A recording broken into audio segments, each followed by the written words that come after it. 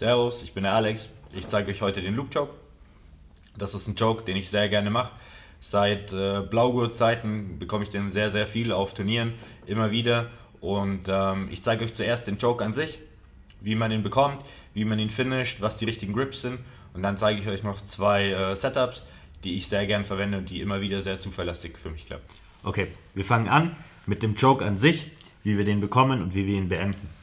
Wir beginnen aus der Knee Shield Half Guard, schlicht und ergreifend deshalb, weil das die Position ist, von wo aus ich den Choke am häufigsten bekomme. In der Knee Shield Half Guard möchte ich mir immer zuerst so eine kleine Box bauen. Das ist für mich so ein Safe Space, bei dem ich weiß, wenn er es nicht schafft, innerhalb dieser Box zu kommen, bin ich erstmal sicher und werde nicht direkt passiert. Sollte er es jetzt schaffen, hier zum Beispiel den Arm reinzubekommen, kann er eigentlich crossfacen und dann ist meine Guard in Gefahr. Solange ich das hier halten kann, bin ich erstmal auf der sicheren Seite. Jetzt für den Loop Choke hole ich mir hier den Grip. Ich möchte nicht super weit hinter seinen Nacken greifen, wie bei anderen Chokes, sondern ich möchte so greifen, dass sein Schlüsselbein zwischen meinem Zeige- und meinem Mittelfinger ist. Hier. Die Idee ist jetzt, ihn in mich reinzuziehen, während mein Ellenbogen hier hoch geht und einen Platz öffnet, durch den diese Hand gehen kann. Ich bin hier und jetzt kann diese Hand hier durch. Um zu beenden, schiebe ich meine Hüfte raus, bringe meinen Ellbogen auf 12 Uhr. Zwei Sachen, die wichtig sind. Ich will mein Handgelenk nicht mit der weichen Seite um seinen Kehlkopf wickeln, sondern ich will mir sozusagen auf die entgegengesetzte Seite einer Uhr schauen, auf die Innenseite von meinem Handgelenk und mein Handgelenk starr halten, sodass ich hier ein gewisses Blade habe. Andererseits wäre es sicherlich unangenehm für ihn, wenn das hier viel zwingender ist. Ich ziehe ihn also in mich rein, mein Handgelenk bleibt gerade. Jetzt komme ich hier rein. Um zu finishen, sieht man das häufig, dass die Leute den Partner nach unten drücken, was schwer ist, wenn der Partner Druck in mich reinmacht. Deshalb bevorzuge ich, Torsion zu erstellen, mit dem Ellbogen auf 12 Uhr zu kommen, mit diesem Ellbogen auf 6 Uhr zu kommen. Für den Tap. Okay, wir kommen zu den Setups, wie ich den Loop Choke einleite, beim Rollen oder auch in einem Wettkampf.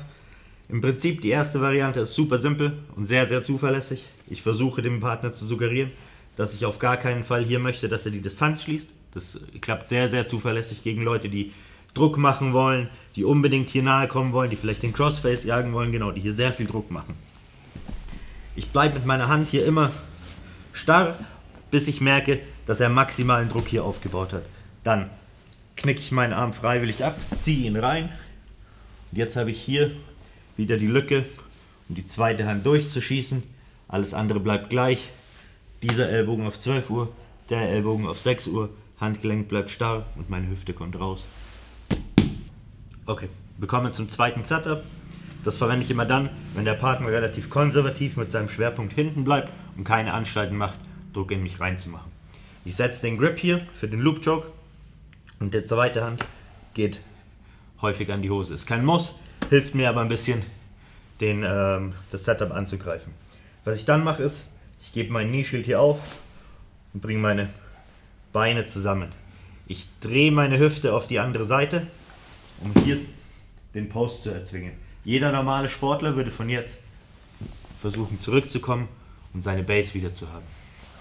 Und genau das mache ich mir zunutze, indem ich in dieser Rückwärtsbewegung den Loop Choke fange. Okay.